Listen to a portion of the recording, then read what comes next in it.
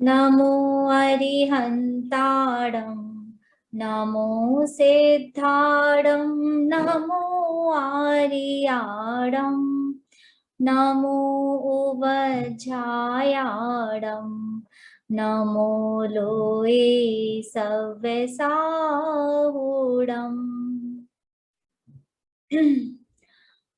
तो हमने प्रतिमा का स्टार्ट किया था। तो लेट मी शेयर। हमारा 7 प्रतिमा तक हो गया था, तो उसी को हम आगे फर्दर करते हैं और आज मैं उसको कंप्लीट कराना चाह रही थी। तो let me just share the screen.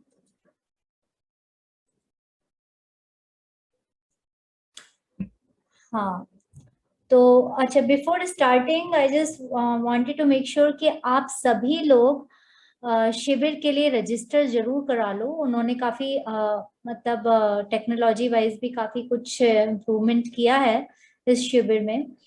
तो आप देखोगे, जब आप रजिस्टर कराओगे तो डैशबोर्ड उसमें आप सिलेक्ट कर सकते हो कि आपको कौन सी क्लास लेनी है। अगर सबने किसी ने किया हो तो उन्हें पता है। एक ही टाइमिंग्स पे कई सारी क्लासेस हैं, and then it's up to you कौन सा आपको टॉपिक करना चाह रहे हो आप। तो you can reserve your seat and तो जरूर जरूर आप लोग उसका लाभ लो। uh, ये 8 से 15 तक है, तो नेक्स्ट वीक में क्लास नहीं हो पाएगी। तो इसीलिए आज मैं ये पंचम गुण स्थान वर्ती शावक की 11 प्रतिमा, ये टॉपिक फिनिश करने का है मेरा प्लान। और ये वाला जो टॉपिक है, ये इस शिविर में सुमत प्रकाश जी जो हैं, पंडित सुमत प्रकाश जी, वो ले रहे हैं। तो अगर आप इसको और अच्छे से और डिटेल में करना चाहते हो तो आप शिविर में ये टॉपिक भी चूज कर सकते हो। इट्स अप टू यू, मतलब और भी टॉपिक्स हैं, but this is also one of the topic जो वो ले रहे हैं। और वो 1 वीक में लेंगे, मतलब 8 से 15 केवल यही टॉपिक चलेगा। तो आपका काफी डिटेल में एक एक प्रतिमा के ऊपर होगा। तो इफ यू वांट टू, मतलब आप चूज कर सकते हो। हम लोग ने भी रजिस्टर किया है, हम भी अटेंड कर रहे हैं। और मैंने मतलब प्रतिमा वाला नहीं, मैंने कोई और टॉपिक चूज किया है, but I am just telling you कि ये भी अवेलेबल है। तो आप जो आप लेना चाहो वो ले सकते हो, और इसका जरूर लाभ लो। एक से एक पंडित हैं, एक से एक समझाने वाले हैं।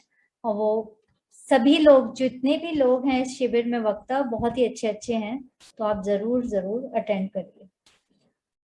चलिए, अभी हम हमने पंचम गुण स्थानवर्ती श्रावक की 11 प्रतिमाएं, ये हमारा चल रहा था, जो कि कविवर पंडित बनारसी दास जी जो हैं हुए हैं। और उन्होंने नाटक समय सार लिखा था। उसका जो 14वां गुण स्थान का चैप्टर है, उसमें से ये टॉपिक लिया गया है। That's we already discussed in the last class. और पंचम गुण स्थानवर्ती शावक और उसकी 11 प्रतिमाएं, जब जीव 5वें गुण स्थान में आता है तो तो उसके मतलब इतनी शुद्धता आ गई है, उसकी इतनी वितरागता आ गई है, इतनी निर्मलता आ गई है परिणामों में, कि उसे प्रतिमा लेने का भाव आता है। और जैसे जैसे लीनता बढ़ती जाती है, जैसे जैसे शुद्धता की वृद्धि होती जाती है, जितनी जितनी उसकी विरक्ति होती जाती है, उतना उतना वो प्रतिमाएं धारण करता है। पहली प्रतिमा, फिर दूसरी, फिर तीसरी, मतलब जैसे जैसे उसकी मतलब विरक्तता बढ़ रही है, वैसे वैसे वो प्रतिमाएं लेता है।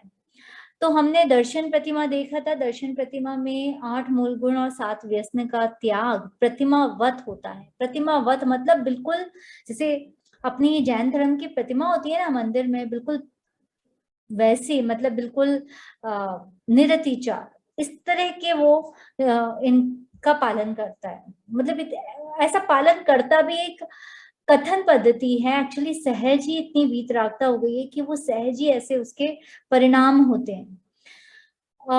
तो दर्शन प्रतिमा हमने किया था। फिर उसके बाद व्रत प्रतिमा में जो वो अष्ट मूल गुण है, उसमें एक तो था 5 उदंबर फल और मध्य मास मदिरा।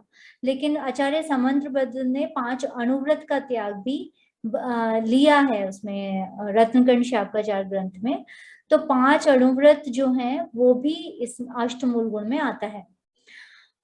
और उसका उसका कैसे समन्वय बैठे 5 उदंबर फल एंड 5 अणुव्रत में, वो भी हमने पेज नंबर 24 में देखा था कि उसका मतलब उनमें कोई विरोध नहीं है। अगर किसी ने 5 उदंबर फल लिखा है और आचार्य समंत्रभद्र ने 5 अणुव्रत लिखा है, तो अणुव्रत में वो समाहित हो जाते हैं। सो इट्स कोई उनमें कोई कॉन्ट्रडिक्शन नहीं है। उसके बाद सेकेंड प्रतिमा थी व्रत प्रतिमा, जिसमें जो 5 अणुव्रत हैं उसके साथ उसकी क्वालिटी और इम्प्रूव होती करने के लिए वो जीव शिक्षा व्रत और 3 गुण व्रत, 3 गुण व्रत होते हैं और 4 शिक्षा व्रत होते हैं, वो और उसको लेने के भाव आते हैं।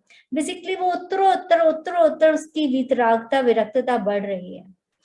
उसके बाद हमने तीसरी प्रतिमा की थी जो कि है सामायिक प्रतिमा, जिसमें दूसरी प्रतिमा की अपेक्षा अब आत्मा में और विशेष लीनता उस जीव की बढ़ रही है। तो वो दिन में 3 बार अंतर मुहूर्त तक मतलब सब सारे अपने पाप आरंभ छोड़ के अपने परिणामों में संयम धारण करके वो सामायिक करता है, मतलब और शुद्धि की परिणति उसकी बढ़ती है। तो ये थर्ड सामायिक प्रतिमा में इस तरह से होता है। और जो वो सामायिक की जो काल है, उसकी जो दशा है, उसकी जो अवस्था है, वो कम से कम 12 घंटे और ज्यादा 24 घंटे तक रहने लगे, मतलब वो इतना उसकी उसमें बढ़ती जाए, तो वो फिर प्रोषद प्रतिमा चौथी प्रतिमा हो जाती है। और उसमें फिर वो अष्टमी चतुर्दशी को आहार आदि उन सब का सावध्य योग, सर्व सावध्य योग का त्याग करता है। सावध्य मतलब पाप, मन वचन काय से जो हिंसा आदि जो पाप परिणाम होते हैं उनका त्याग करता है, और वो उपवास करता है, प्रोषदोपवास में उसकी प्रतिज्ञा लेता है। फिर 5वीं प्रतिमा हमने की थी सचित त्याग प्रतिमा। सचित त्याग जो प्रतिमा है उसमें क्या है कि जो उसमें इतनी अब उसकी मतलब विरक्तता बढ़ गई है कि अब वो जीव भोजन भी अगर जो ग्रहण कर रहा है तो वो सचित का त्याग कर देता है, मतलब जैसे हरी वनस्पति, सारी तरह की हरी वनस्पति का त्याग कर देता है। किसी भी चीज मतलब ना तो वो डायरेक्ट लेता ना इनडायरेक्टली, मतलब इतनी उसकी विरक्तता बढ़ गई है, तो वो केवल अचित्त वस्तुएं भोजन में ग्रहण कर रहा है। और जो अन्न, चाहे कोई अन्न भी जो सचेत है वो जिनमें उगने की योग्यता हो ऐसे अन्न, और जो हरी वनस्पति वो सब जो सचेत है उनका वो त्याग करता है 5वीं प्रतिमा में। तो ये है सचित त्याग प्रतिमा, और प्रासव पानी काम में लेता है। तो ऐसा ये 5वीं प्रतिमाधारी श्रावक की इतनी आंतरिक शुद्धि बढ़ गई है कि अब वो उसको सचित चीजें मतलब ग्रहण करने का भाव नहीं होता।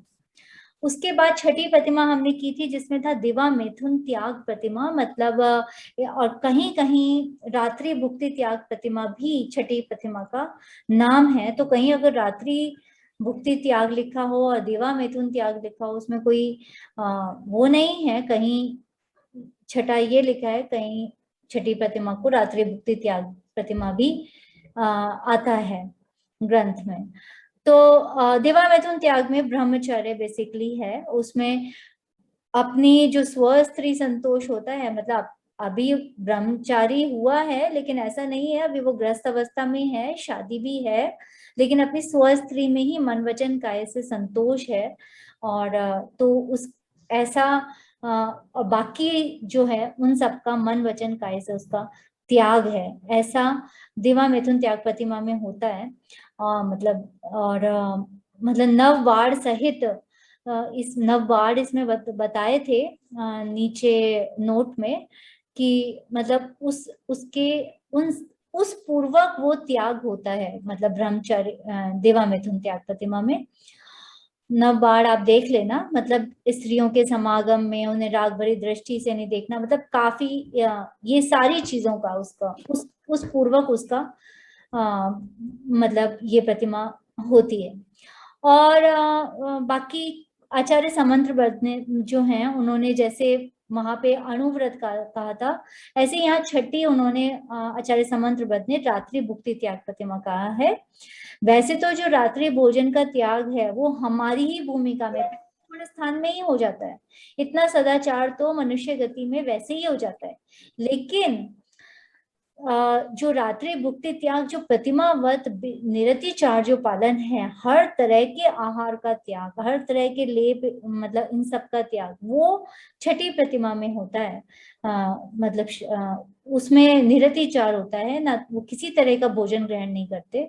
मतलब पानी है, भोजन है, या लेप है, मतलब जो आहार के भी प्रकार हैं अपने शास्त्र में। एक तो लगाने वाले होते हैं, जैसे हमारी बॉडी पे हम तेल वेल लगाते हैं, लोशन वोशन लगाते हैं, ये सब भी एक प्रकार का आहार है। तो उस टाइप का भी उनका त्याग होता है छठी प्रतिमा में। तो अकृत कारित अनुमोदना भी नहीं करते, ना करते हैं, ना कराते हैं, ना उनकी अनुमोदना करते हैं, तो निरतिचार होता है। तो ये छठी प्रतिमा में होता है। उसके बाद सातवीं प्रतिमा हमने देखी थी, जो कि ब्रह्मचर्य प्रतिमा।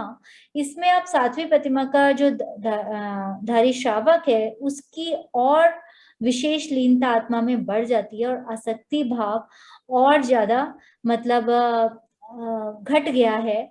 तो वो हमेशा के लिए दिन रात में पूर्ण रूप से नववार सहित ब्रह्मचर्य व्रत पालता है। मतलब अब यहाँ पे वो बेसिकली पूर्ण ब्रह्मचर्य, पहले वाले में दिवा मिथुन में स्वस्त्री संतोष था, यहाँ पे अब वो भी नहीं है।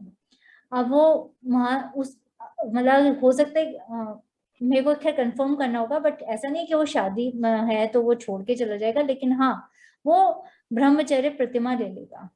तो वो स्वस्त्री से भी अपना समागम नहीं करेगा बेसिकली। तो ऐसा सातवीं प्रतिमा में है। तो इसमें यहाँ पे पूर्ण रूप से नववार सहित ब्रह्मचर्य व्रत वो पालता है, और उस तरह के उसको भाव ही उत्पन्न नहीं होते अब सातवीं प्रतिमा में। तो इतनी उसकी शुद्धि बढ़ गई है। उसके बाद हमारा यहाँ तक हो गया था, आई थिंक सातवीं प्रतिमा तक। आज हम शुरू करेंगे आठवीं प्रतिमा, आरंभ त्याग प्रतिमा। ठीक है, अभी मैं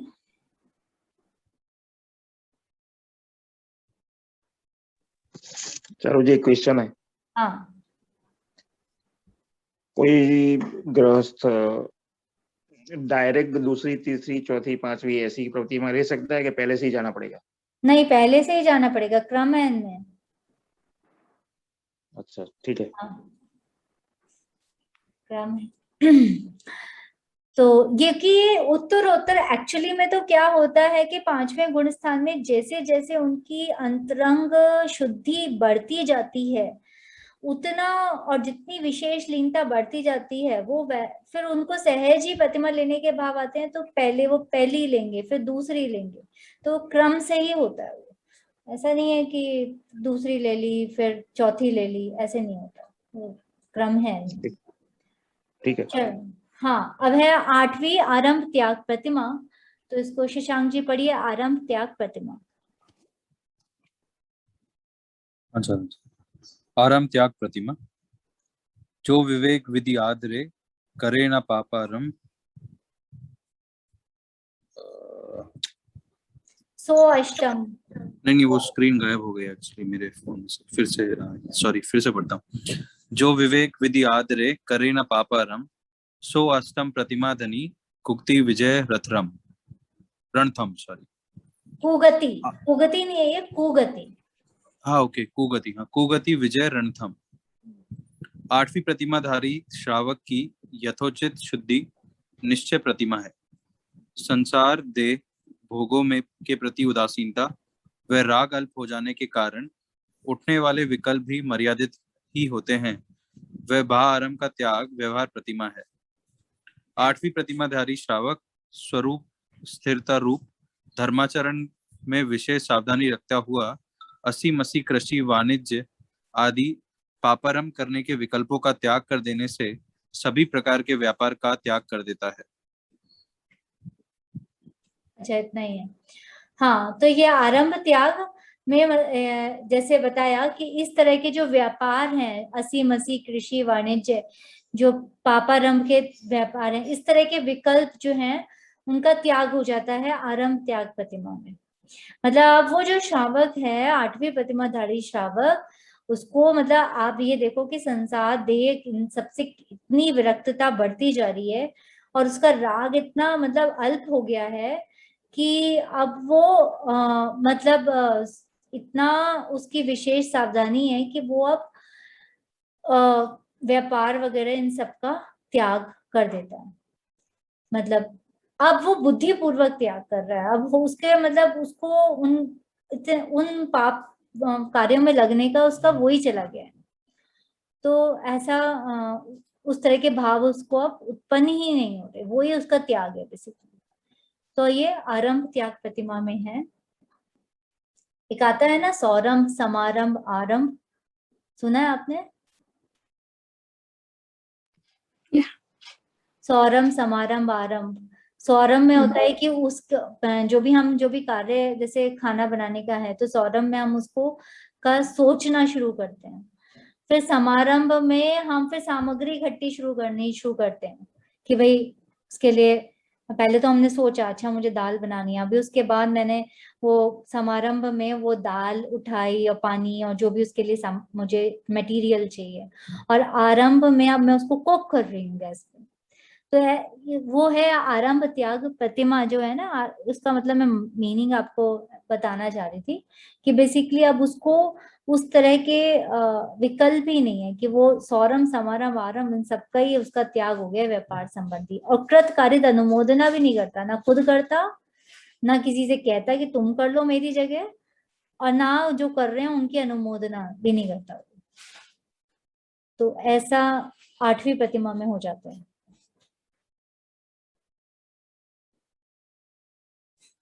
अब है 9वां है परिग्रह त्याग प्रतिमा। हाँ पढ़िए हेतल जी, आप पढ़ेंगे जी। परिग्रह त्याग प्रतिमा। जो दशधा परिग्रह को त्यागी, सुख संतोष सहित वैरागी, समरस संचित किंचित ग्राही, सो श्रावक 9 प्रतिमा वाही। 9वीं प्रतिमाधारी श्रावक की शुद्धि और भी बढ़ जाती है। वह निश्चय परिग्रह त्याग प्रतिमा है। उसके साथ कषाय मंद हो जाने से अति आवश्यक सीमित वस्तुएं रखकर बाकी सभी 10 प्रकार के परिग्रह त्याग करने का शुभ भाव व बाह्य परिग्रह त्याग व्यवहार परिग्रह त्याग प्रतिमा है। इस प्रतिमाधारी का जीवन वैराग्यमय, संतोषी एवं साम्य भावधारी हो जाता है। तो अब ये 9वीं प्रतिमा में अब परिग्रह त्याग प्रतिमा हो रही है। तो परिग्रह त्याग, वैसे तो परिग्रह भूमिका योग्य धीरे धीरे करके खुद ही सीमित होता जाता है, मर्यादित होता जाता है। मतलब इट्स वेरी ऑटोमेटिक प्रोसेस, क्योंकि जितना आप इस चीज में लगोगे तो बाहर की इतनी तामझाम आपको इकट्ठा करने का भी मन नहीं होगा। क्यों? क्योंकि वो जितना आप इकट्ठा करते हो ना उसको फिर मेंटेन भी करना पड़ता है। तो मतलब आप बेसिकली हमें लगता है कि हमने उसको बढ़ा के बहुत बड़ा काम कर लिया, एक्चुअली में हम बड़ा काम नहीं किया और अपने ऊपर बोझा ले लिया उनको मेंटेन करने का। ठीक है, जितना नीड है वो बात अलग है, बट उससे ज्यादा मतलब कोई फायदा नहीं होता है उसका। तो परिग्रह त्याग प्रतिमा बेसिकली यहाँ पे तो खैर उनकी अंतरंग शुद्धि इतनी बढ़ गई है कि अब वो 9वीं प्रतिमा लेता है। और अंतरंग जो शुद्धि है वो तो निश्चय है, वो तो निश्चय से परिग्रह त्याग प्रतिमा है। लेकिन अब उसके साथ जो उसकी कषाय मंद रूप शुभ भाव हैं वो ऐसे होते हैं कि वो 10 प्रकार के जो बहिरंग परिग्रह हैं, अंतरंग परिग्रह होते हैं और बहिरंग परिग्रह होते हैं। पता है ना आपको? 24 परिग्रह में 14 अंतरंग और 10 बहिरंग परिग्रह होते हैं। तो यहाँ पे अब परिग्रह त्याग प्रतिमा में वो बहिरंग जो परिग्रह हैं, धन धान्य आदि, और जो भी मुझे 10 के नाम तो याद नहीं रहते हैं, वो एक तो दास दासी और बर्तन भांडे, इस तरह की चीजें 10 परिग्रह के नाम हैं। तो वो अब उसने मतलब उसका त्याग हो गया। कम हो जाते हैं बात अलग है, लेकिन यहाँ पे अब उनका बुद्धिपूर्वक उस तरह का उसका त्याग हो जाता है। तो ये 9वीं प्रतिमा में है परिग्रह त्याग प्रतिमा। सभी प्रकार के परिग्रह त्याग करने का शुभ भाव व बाह्य परित्याग, ये व्यवहार परिग्रह त्याग प्रतिमा है। और मतलब अब वो जीवन उसका बहुत वैराग्य में है, संतोषी है, जितना है जितने उसके मतलब मिनिमम वो है उसमें करके वो संतोष से अपनी आत्माराधना करता है। तो ऐसा 9वीं प्रतिमा में हो रहा है। तो बेसिकली आप देखोगे तो एक्चुअली में तो क्या हो रहा है, अंतरंग में उसकी शुद्धि की वृद्धि हो रही है। और जब अंतरंग में शुद्धि की वृद्धि हो रही है, परिणति में इतनी शुद्धता आ रही है, तो सहज ही उसके शुभ भाव भी इतने मंद हो गए हैं, इतने विकल्प इतने उस जाति के हो गए हैं कि वो मतलब धीरे धीरे करके सब चीजों से अपनी विरक्तता उसकी बढ़ रही है। तो ऐसा ये 9वीं प्रतिमा में हो जाता है। अब वो बेसिकली दैट जीव is like almost ready to मतलब टू अडॉप्ट मुनि बनने की तैयारी हो रही है। ये प्रतिमाएं जो होती हैं 1 से 11 तक, इसमें बेसिकली वो मुनि बनने की तैयारी हो रही है, उसकी अंतरंग शुद्धि बढ़ रही है, धीरे धीरे ये सब त्याग चल रहा है, और वो अब 6ठे 7वें गुण स्थान में जाने की तैयारी हो रही है उसकी। तो ऐसा ये सब सहज ऐसा वस्तु व्यवस्था है। अब है 10वां अनुमति त्याग प्रतिमा। हाँ कौन पढ़ेगा? प्रशांत जी आप पढ़िए अनुमति त्याग प्रतिमा। हाँ जी। अनुमति त्याग प्रतिमा। हर को पापारंभ को जो न दे उपदेश, सो 10वीं प्रतिमा सहित श्रावक विगत क्लेश। इस 10वीं प्रतिमाधारी श्रावक की शुद्धि पहले से भी बढ़ गई है। वह शुद्ध परिणति निश्चय प्रतिमा है। उसकी सहज यानी बिना हटके उदासीनता अर्थात राग की मंदता इतनी बढ़ गई होती है कि अपने कुटुंबी जनों एवं हितैषियों को भी किसी प्रकार के आरंभ यानी व्यापार, शादी, विवाह आदि के संबंध में सलाह, मशवरा, अनुमति आदि नहीं देता है। यह व्यवहार प्रतिमा है। इस श्रावक को उत्तम श्रावक कहा गया है। तो अभी यहाँ पे एक तो हमने आरंभ त्याग प्रतिमा देखी थी, अब यहाँ पे अनुमति त्याग प्रतिमा है। तो अनुमति त्याग प्रतिमा में और शुद्धि बढ़ गई है। तो अब वो व्यापार, शादी, विवाह मतलब इस तरह के भी संबंध में ना तो वो तो पहले ही छूट गया था अपने लिए, लेकिन किसी को सलाह, मशवरा, अनुमति नहीं देता। अब उसको मतलब इन सब चीजों से विरक्त हो गया है। तो अनुमति त्याग प्रतिमा बेसिकली वही है कि अपने कुटुंबीजन, अपने रिलेटिव्स हैं, उन सबको किसी को कुछ बताना, ये सब उसका अब छूट गया है। और ये उत्तम श्रावक कहा गया है 10वीं प्रतिमा वाले को। उत्तम श्रावक अब 10वीं प्रतिमा से शुरू हो गया। और लास्ट है 11वीं प्रतिमा, उद्दिष्ट त्याग प्रतिमा। 11 प्रतिमाएं होती हैं 5वें गुण स्थान में, तो लास्ट है उद्दिष्ट त्याग प्रतिमा। तो उसको हम देख लेते हैं, पढ़ेंगे। कौन पढ़ेगा? नीतू जी आप पढ़ेंगे उद्दिष्ट त्याग प्रतिमा।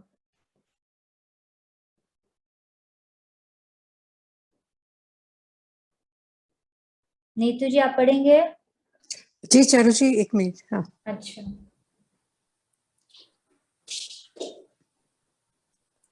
उद्दिष्ट त्याग प्रतिमा। जो सुचंद वर्ते तज डेरा, मठ मंडप में करे बसेरा। उचित आहार उदेंड बिहारी, सो एकादश प्रतिमाधारी। 11वीं प्रतिमा श्रावक का सर्वोत्कृष्ट अंतिम दर्जा है। ये श्रावक 2 प्रकार के होते हैं, क्षुल्लक तथा एलक।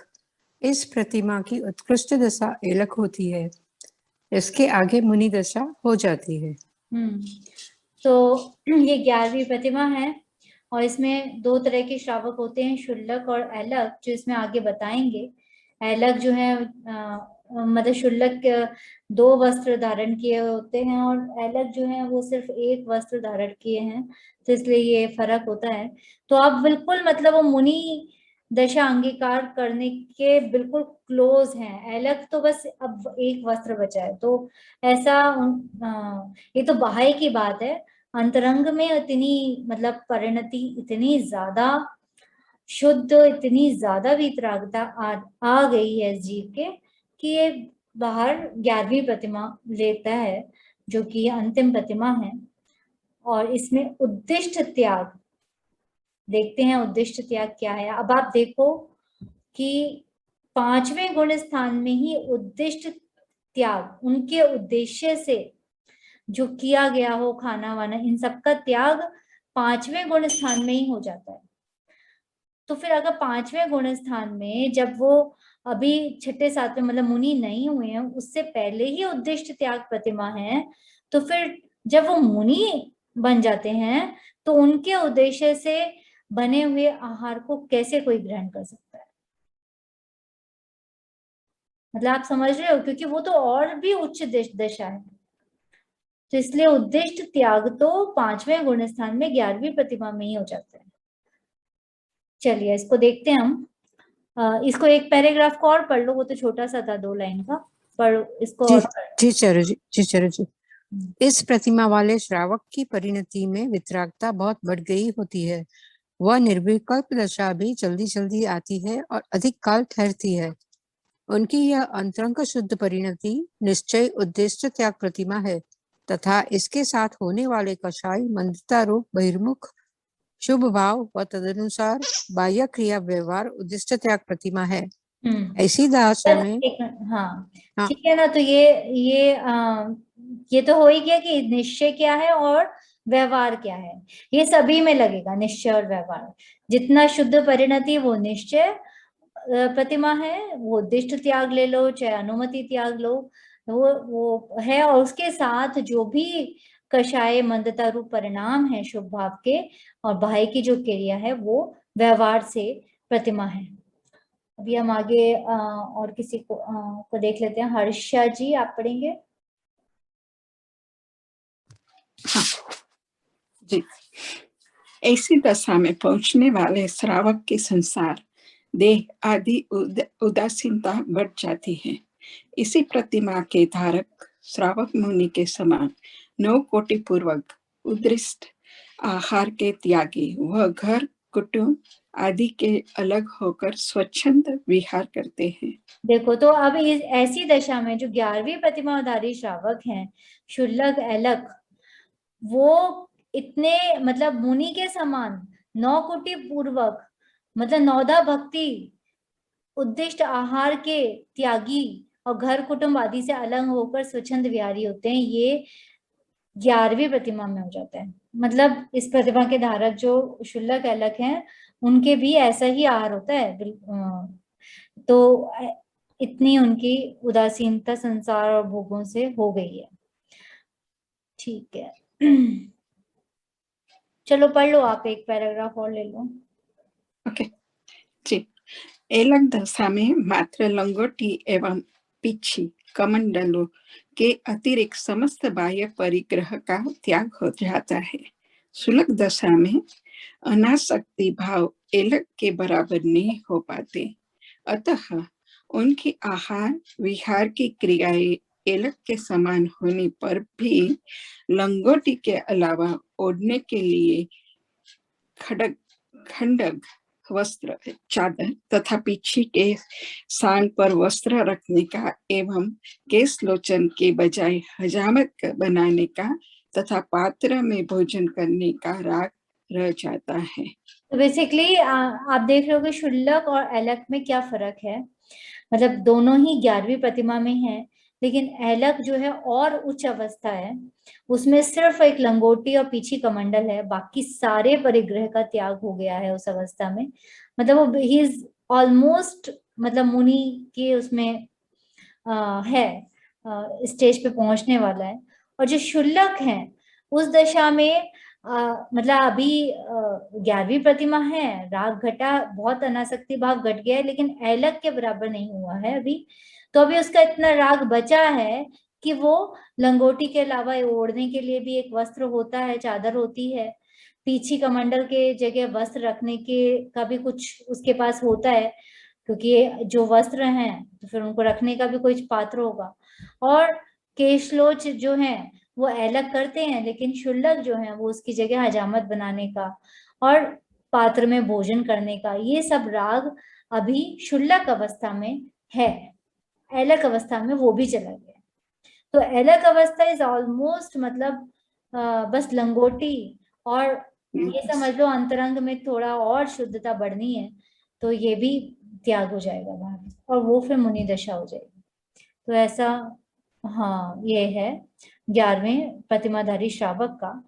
अभी और इसमें एक बार देखते हैं हम, कौन पढ़ेगा अभी? हेतल जी, आपने नहीं पढ़ा ना अभी? मैंने पढ़ लिया, पढ़ सकती हूँ आप भी। अच्छा, आपने। अपूर्वा जी पढ़ेंगे आप?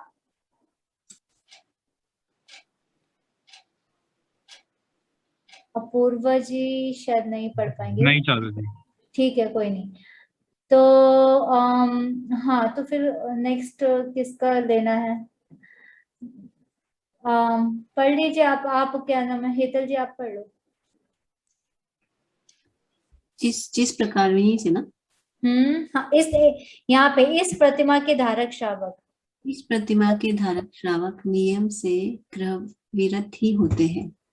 जिस प्रकार मुनि को अंतर मुहूर्त के अंदर निर्विकल्प आनंद का अनुभव तथा निरंतर वितरागता बढ़ती रहती है, वह भावलिंग है, और उसके साथ होने वाले 28 मूल गुण आदि का शुभ विकल्प द्रव्यलिंग है, और तदनुकूल क्रिया को भी द्रव्यलिंग कहा जाता है। उसी प्रकार पंचम गुणस्थानवर्ती श्रावक की, जिसमें कभी कभी स्वरूपानंद का निर्विकल्प अनुभव हो जाता है, ऐसी निरंतर बढ़ती हुई यथोचित वितरागता वह भाव प्रतिमा अर्थात निश्चय प्रतिमा है, एवं तद प्रतिमा के अनुकूल शास्त्र विहित कषाय मंता रूप भाव द्रव्य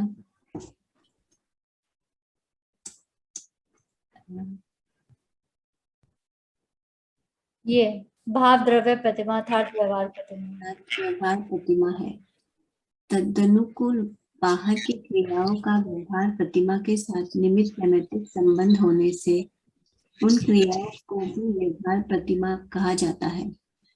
जिस जीव को अतिरिक्त और उसको वह प्रतिमा रूप चारित्र दशा मानता हो, तो उसको विपरीत मान्यता के कारण मिथ्यात्व का बंध होगा। मिथ्यात्व के बंध के साथ कषाय की मनता के अनुसार पुण्य बंध जरूर होगा, उससे स्वर्गादिक की प्राप्ति भी होगी, किंतु वह संसार का अंत नहीं ला सकता। हाँ, क्या कह रहे हैं हेतल जी इस पैराग्राफ में, आप बताइए मुझे।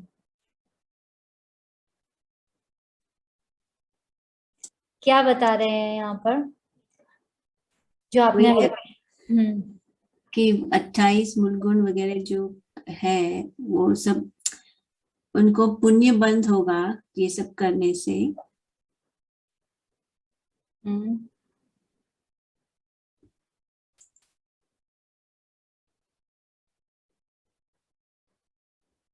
बाकी मुझे पढ़ना पड़ेगा थोड़ा। हाँ, कोई और बताएगा इस पैराग्राफ में क्या बताया? देख के बता सकते हो। तो भावलिंग एंड द्रव्यलिंग की डिफरेंस। क्या चीज? भावलिंगी एंड द्रव्यलिंगी मुनि की डिफरेंस पहले बताया। भावलिंग और द्रव्यलिंग का एग्जाम्पल देके पंचम गुण स्थानवर्ती श्रावक की निश्चय और प्रतिमा और व्यवहार प्रतिमा के बारे में बताया है। बेसिकली मुनिराज का जो निर्विकल्प आनंद का अनुभव है, जो अंतरंग वीतरागता उनके वर्त रही है, वो उनका भावलिंग है, और उसके साथ जो उनके शुभ भाव होते हैं 28 मूल गुण के, वो द्रव्यलिंग है। ठीक है, लेकिन और उसके साथ उनकी जो बाहर की क्रिया है, जो नग्न अवस्था और जो बाहर शरीर की है, उसको भी द्रव्यलिंग कह दिया जाता है, वो शरीर की अवस्था है। अदरवाइज भावलिंग और द्रव्यलिंग तो आत्मा के ही परिणाम है। शुद्ध परिणति जो है वो है भावलिंग, जो अंतरंग हुई है, और उसके साथ जो शुभ भाव हो रहे हैं 28 मूल गुण के आत्मा के में ही, वो है द्रव्यलिंग। अब उसके बाहर जो शरीर में की तदनुकूल क्रिया, उसको भी द्रव्यलिंग कहा जाता है। ऐसा निमित्त नैमित्तिक संबंध है आत्मा के शुभ भाव जो है द्रव्यलिंग, जो शुभ भाव है 28 मूल गुण के, उसका और शरीर की बाहर की जो उनकी नग्न अवस्था और उसका जो शरीर की भी क्रिया होती है, उनका निमित्त नैमित्तिक संबंध है ऐसा, इसलिए उसको भी द्रव्यलिंग कहा जाता है। तो ये बता के समझाया है कि ऐसे ही उसी प्रकार जो पंचम गुण स्थान प्रति श्रावक है, उसको जो स्वरूपानंद निर्विकल्प अनुभव होता है, ऐसी जो उसको वीतरागता अंतरंग में हुई है, वो है उसकी निश्चय प्रतिमा। जैसे उनका वो है उनका भावलिंग, ऐसे ही उनका निश्चय प्रतिमा क्या है पंचम गुण स्थान प्रति का? अंतरंग वीतरागता, जो उनको स्वरूप का आनंद होकर निर्विकल्प अनुभव हुआ है, उससे जो उनको वीतरागता आई है, जो शुद्धता आई है, वो है उनकी भाव प्रतिमा, वो है निश्चय प्रतिमा। और उसके साथ जो शुभ भाव, मंद कषाय रूप शुभ भाव होते हैं, वो है द्रव्य प्रतिमा। तो ये दोनों किस द्रव्य के परिणाम बताए? निश्चय प्रतिमा और व्यवहार प्रतिमा कौन से द्रव्य के भाव बताए? जीव के, जीव द्रव्य के जो वीतरागता शुद्ध परिणति वाले भाव हैं, वो है उनकी निश्चय प्रतिमा और कहो भाव प्रतिमा। और उसके साथ जो मंदकषाय रूप परिणाम हो रहे हैं उनके प्रतिमा लेने के, वो जो भाव है शुभ भाव, वो है द्रव्य प्रतिमा। और ऐसा निमित्त नैमित्तिक संबंध फिर शरीर का भी बाहर होता है, तो बाहर की जो क्रिया है उसके अनुकूल जो होती है, जैसे आत्मा में भाव उठते हैं, वैसे ऐसे ही निमित्त से बाहर जो क्रिया है, उसको भी निमित्त नैमित्तिक संबंध होने से उन क्रियाओं को भी व्यवहार प्रतिमा कहा जाता है। तो ये इस पैराग्राफ में बेसिकली आपको भावलिंग और द्रव्यलिंग समझा के निश्चय प्रतिमा और व्यवहार प्रतिमा का स्वरूप पहले बताया। फिर ये बताया कि जिस जीव को खाली अगर द्रव्य प्रतिमा हो, भाव प्रतिमा मतलब निश्चय प्रतिमा नहीं है, अकेली द्रव्य प्रतिमा हो, मतलब बाहर में उसने ले ली हो, तो और उसी से वो अपने आप को सच्ची प्रतिमा मान रहा है, अपने को चारित्र दशा मान रहा है, अपने को पंचम गुण स्थान प्रति मान रहा है प्रतिमा लेकर, तो उसकी मान्यता विपरीत है। क्योंकि क्यों है उसकी मान्यता विपरीत? क्यों है उसकी मान्यता विपरीत? जो अगर जीव के अकेले द्रव्य प्रतिमा हो और उसी को वो सच्ची प्रतिमा मान रहा है, उसी को वो अपने को पंचम गुण स्थान प्रति प्रतिमाधारी श्रावक मान रहा है, अगर वो तो उसकी मान्यता विपरीत क्यों है? I think it's व्यवहार। क्या चीज? व्यवहार प्रतिमा हुई? नहीं, व्यवहार प्रतिमा, लेकिन व्यवहार प्रतिमा कैसे होगी? वो उसने अकेले बाहर की क्रिया में ही अपने, उसको जो प्रतिमा लेने का भाव आया, उसने प्रतिमा ले ली और उसी को ही सच्ची प्रतिमा मान लिया। तो मैं पूछती हूँ कि ये विपरीत मान्यता क्यों है? ये गलत मान्यता क्यों है? प्रतिमा क्या होता है? इसमें लिखा है कि मिथ्यात्व का बंध होगा। हाँ, क्यों होगा? उसको क्यों होगा? वो तो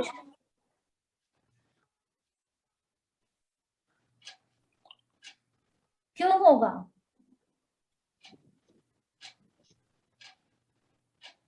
अरे ये तो इजी है, ट्राई तो करो, गलत होने दो लेकिन ट्राई तो करो। क्योंकि बेसिकली चारों चीज जो क्या कहते हैं, जो बेसिकली जो मेन प्रिंसिपल है कि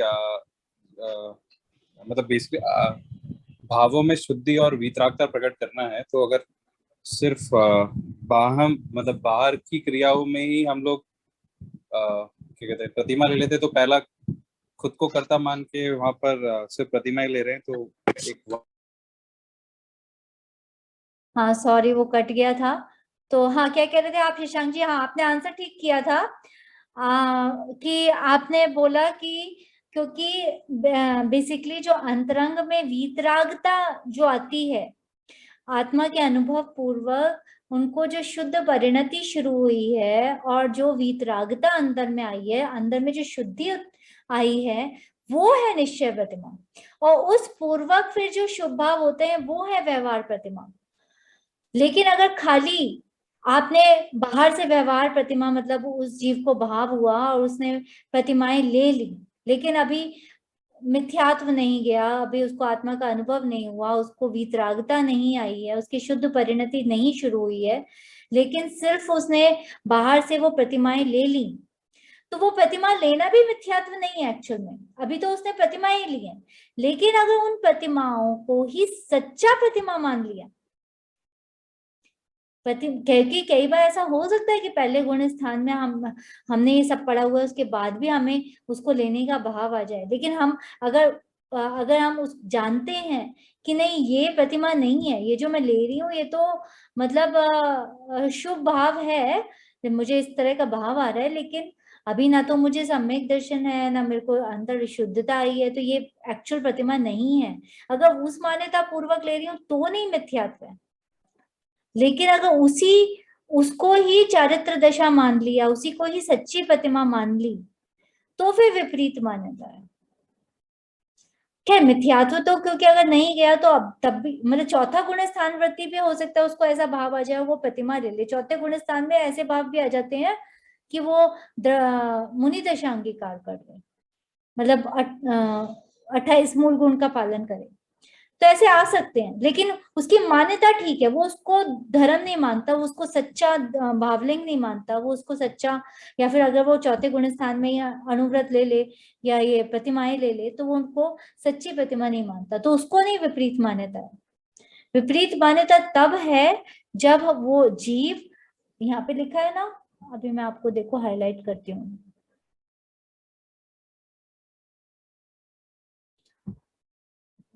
यहाँ पे लिखा है ना, जिस जीव को अकेली द्रव्य प्रतिमा हो और उसको वह सच्ची प्रतिमा रूप चारित्र दशा मानता हो, ये है मान्यता विपरीत उसकी, कि वो उसने ये ली और उसको ही मान लिया, तो अब क्या होगा कि वो आगे बढ़ेगा ही नहीं, अब उसकी खोज खत्म हो गई। अगर तुमने जो चीज वस्तु का स्वरूप वैसा है नहीं, वो सच्ची प्रतिमा है नहीं, निश्चय प्रतिमा अभी तो अंतरंग वितरागता आई नहीं, लेकिन जो लिया उसी को ही धर्म मान लिया, उसी को ही सच्ची प्रतिमा मान ली, तो जब ये जो उसकी मान्यता है ये तो उसको विपरीत मान्यता के कारण मिथ्यात्व का बंध होगा। तो मतलब ऐसा इट कैन हैपन कि चौथे गुण स्थान में मिथ्यात्व चला गया है, लेकिन उसने प्रतिमाएं ले ली बाहर, लेकिन अब उसको नहीं विपरीत मान्यता होगी। क्यों? क्योंकि उसको पता है सच्चा स्वरूप, उसको पता है कि ये जो मैंने लिया है ये अंतरंग में ऐसा उसको भाव आ गया है, तीव्र शुभ भाव, लेकिन वो अभी उसकी सच्ची प्रतिमा नहीं है।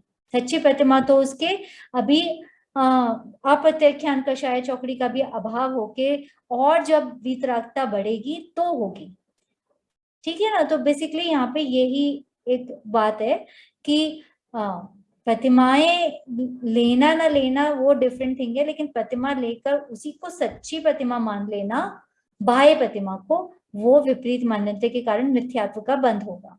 लेकिन हाँ ये जरूर है कि जब कोई जीव इस तरह के शुभ भाव में लगता है तो उसकी कषाय की मंदता होती है, उसकी वजह से कुछ तो उसको पुण्य बंध भी होता है और हो सकता है उसको स्वर्ग भी मिल जाए, लेकिन क्योंकि मिथ्यात्व है तो वो संसार में ही रखड़ेगा, उसको जन्म मरण का अभाव नहीं होगा। मतलब बाह्य प्रतिमा लेने से आपका जन्म मरण का अभाव नहीं हो सकता, इम्पॉसिबल है। सबसे पहले मिथ्यात्व दूर हो, मिथ्यात्व के साथ अनंतानुबंधी कषाय जाती है, उसके बाद धीरे धीरे जैसे जैसे वीतरागता बढ़ती है, जितनी जितनी शुद्धि की वृद्धि होती जाती है, अप्रत्याख्यान कषाय चौकड़ी का भी अभाव होता है, तब वो जीव के अंदर इतनी शुद्धता और लीनता जैसे जैसे बढ़ती जाती है वो प्रतिमाएं धारण करता है। एक्चुअल में मार्ग तो अंतरंग का है, एक्चुअल में मार्ग तो वही है, बाएं में जो दिखता है वो तो उसका आउटकम है, उसका रिजल्ट है, बाहर जो दिखता है क्रिया, लेकिन अंतरंग में ये जो कार्य अगर नहीं हुआ और खाली बाहर बाहर से ले लिया और उसी को धर्म मान के बैठ गए, तो तुम्हारा खोज खत्म और तुम संसार में रख लोगे। यही यहाँ पे बताया। ठीक है, अभी लास्ट पैराग्राफ है, इसको कौन लेगा? कोई देख लो, कोई भी आप ले लो। प्रशांत जी आप ले लो, लास्ट पैराग्राफ है। हाँ जी। हाँ। पंचम गुण स्थान में 11 प्रतिमाएं ग्रहण करने का उपदेश है, तो आरंभ से उत्तरोत्तर अंगीकार करनी चाहिए। नीचे की प्रतिमाओं की दशा जो ग्रहण की थी वह आगे की प्रतिमाओं में छूटती नहीं है, वृद्धि को ही प्राप्त होती है।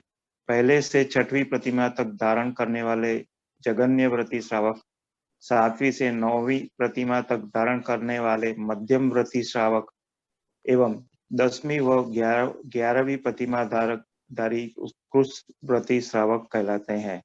ठीक है ना, तो यही 11 प्रतिमाएं हैं 5वें गुण स्थान में, जो मतलब जैसे आपने पूछा ही था, तो वो ही है कि आरंभ से उत्तरोत्तर, मतलब पहले दूसरा तीसरा ऐसे मतलब क्रम से अंगीकार होती हैं। और ऐसा नहीं होता कि दूसरी की तो पहली छूट गई, ऐसा नहीं होता, बल्कि पहली के बाद फिर दूसरी आती है, तो पहली दूसरी दोनों है, और पहली में और वृद्धि हो रही है, मतलब उसमें उसकी जो अतिचार वगैरह और कम हो, वृद्धि को प्राप्त हो रही है, और उसका मतलब अच्छे से और पालन हो रहा है बेसिकली। तो ऐसा इस होता है। और बाकी यहाँ पे फिर बताया है कि कौन से जगन्य व्रती श्रावक हैं, कौन से मध्यम व्रती हैं, और कौन से उत्कृष्ट व्रती श्रावक हैं। पहले से छठे बताए, 7वें से 9वें, और फिर 10वें और 11वें जो हैं वो उत्कृष्ट व्रती श्रावक हैं। यही बात है, बाकी यहाँ पे हो गया। इसमें एक और मेरे को लगा कि कुछ मिस तो नहीं हो गया, एक बार देख लेती हूँ मैं। अच्छा, एक ये वाला जो पॉइंट है ना, इस प्रतिमा के धारक श्रावक नियम से ग्रह विरत ही होते हैं। ये जो 11वीं प्रतिमा के धारी श्रावक होते हैं वो नियम से ग्रह विरत मतलब ग्रह त्यागी होते हैं। मतलब 11वीं प्रतिमा में ही ग्रस्त अवस्था का त्याग हो जाता है। और नीचे अगर आप फुटनोट में देखोगे, यहाँ नीचे, तो यहाँ पे अगर आपको दिख रहा हो तो यहाँ पे लिखा है 7वीं प्रतिमा से 10वीं प्रतिमाधारी जो श्रावक हैं वो ग्रह विरत व ग्रह निरत दोनों प्रकार के होते हैं। मतलब पहले से जो छठी प्रतिमा है उसमें तो जितने भी श्रावक हैं वो ग्रह निरत होते हैं। ग्रह निरत मतलब घर उसमें लगना, ग्रस्त अवस्था में ही होते हैं, घर में ग्रह के ग्रह में ही रहते हैं, घर में ही रहते हैं। तो पहली से छठी प्रतिमा में, 7वीं से 10वीं जो प्रतिमाधारी श्रावक हैं वो ग्रह विरत भी होते हैं और ग्रह निरत भी होते हैं। मतलब ग्रह निरत मतलब ग्रह में भी रहते हैं, उसमें रत रहते हैं, और ग्रह विरत मतलब ग्रस्तपना त्याग, मतलब ग्रह त्याग श्रावक भी होते हैं 7वीं से 10वीं में। और जो 11वीं प्रतिमाधारी श्रावक हैं वो नियम से ग्रह विरत ही होते हैं, घर का त्याग कर देते हैं और जाके वो मंदिर या किसी उसमें रहते हैं, मतलब लेकिन अपने ग्रस्त अवस्था का त्याग हो जाता है उनका 11वीं प्रतिमा में। ये एक पॉइंट मुझे बताना था। पहले से छठी प्रतिमा, 7वीं से 10वीं में, और फिर 11वीं, ऐसे है मतलब। ठीक है,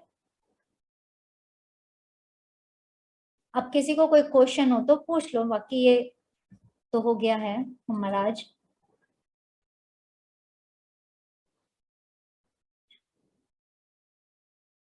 किसी को कोई क्वेश्चन है? नहीं? ठीक है, तो हमारा मतलब ये वाला टॉपिक हो गया है। अभी नेक्स्ट टॉपिक मैं आज स्टार्ट नहीं कर रही हूँ, वैसे तो हमारे पास टाइम है, लेकिन मैं इसलिए नहीं स्टार्ट करी क्योंकि नेक्स्ट वीक कल से शिविर शुरू हो रहा है अगेन। जिसने भी रजिस्टर नहीं किया हो रजिस्टर कर लेना, और चाहे आप 1 क्लास अटेंड करो चाहे 2 करो, जितना भी आपसे हो सके, बट उसको अटेंड जरूर करो, उसका लाभ जरूर लो। सारे ही जितने भी विद्वान हैं, बहुत अच्छे अच्छे टॉपिक हैं, बहुत अच्छा मतलब सारे ही वक्ता हैं, तो आप उनका जरूर वो बेनिफिट लो। और तो इसलिए नेक्स्ट वीक 8 से 15 शिविर है, तो हमारी क्लास नहीं हो पाएगी, वो शिविर चलेगा और उसके बाद ही होगी। अभी तो किसी को कुछ पूछना हो तो पूछ लें, नहीं तो फिर हम जिनवानी स्तुति कर लेते हैं।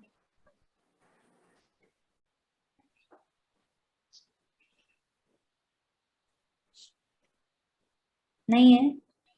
ठीक है, मैं जिनवानी स्तुति निकालती हूँ। आज कौन सा टॉपिक था चारू जी? ज्ञानी श्रावक की 11 प्रतिमाएं हमने स्टार्ट किया था पहले, तो अच्छा। उसको एक आज कंप्लीट किया है। ओह ओके ओके, तो रिकॉर्डिंग आप भेजेंगी ना? हाँ, रिकॉर्डिंग में भेजूंगी। हाँ, मैंने सोचा है कि 1 घंटा बाकी है तो ज्वाइंट हो जाऊं, लेकिन अच्छा आपने एक्चुअली आज का टॉपिक, क्योंकि हम ऑलरेडी हाफ पहले कर चुके थे, अभी हाफ अच्छा। ही होना था, और मैं नया टॉपिक इसलिए स्टार्ट नहीं करना क्योंकि बीच में ब्रेक आएगा वैसे भी। नो राइट, वो नोटिस में भी आया है, नेक्स्ट वीक नई क्लास है। हाँ, तो इसीलिए अभी तो आप लोग कल से शिविर अटेंड करो आराम से, उसके बाद हमारी क्लास होगी कंटिन्यू। तो अभी हम लोग जिनवानी स्तुति कर लेते हैं, है ना? Okay, thank you. और एग्जाम का रिजल्ट कब देंगे? अरे वो मैंने उन्हें बोला था, और उन्होंने मुझे बोला भी था कि कल दे दूंगा, और कुछ हुआ नहीं उसके बाद, और फिर मैंने भी फॉलो अप नहीं किया, या तो वो लोग भी बिजी हो जाते हैं, लेकिन मैं उनसे पूछती हूँ, और मुझे पता है आप कल से शिविर में बिजी हो जाएंगे, बट That's okay. थोड़ा मैं फिर से Just wanted to know what are wrong and what are right. So. नहीं, मैंने पूछ लिया था उनसे, और उन्होंने बोला था मैं कल तक दे दूंगा आपके ग्रुप का रिजल्ट, और फिर वो कल तो आया ही नहीं, तो अभी फिर से मैं बोलती हूँ उनको। Okay, thank you. ऐसा कल तो कभी होता ही नहीं।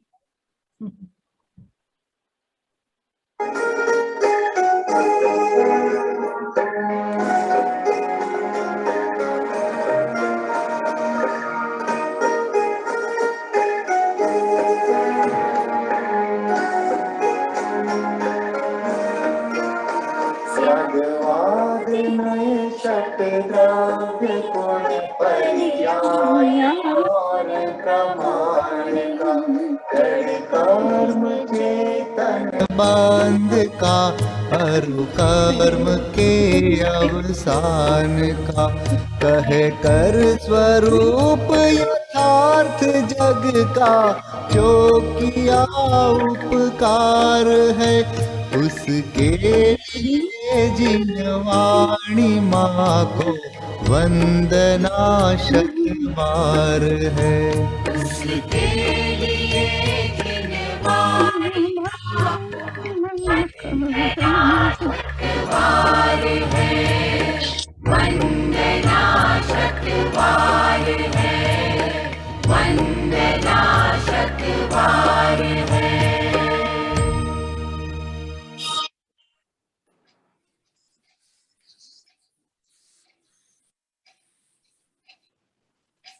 जय जिनेन्द्र। जय जिनेन्द्र। जय जिनेन्द्र। जय जिनेन्द्र। जय जिनेन्द्र बधाने। चारू जी जय जिनेन्द्र। 1 वीक के बाद मिलेंगे।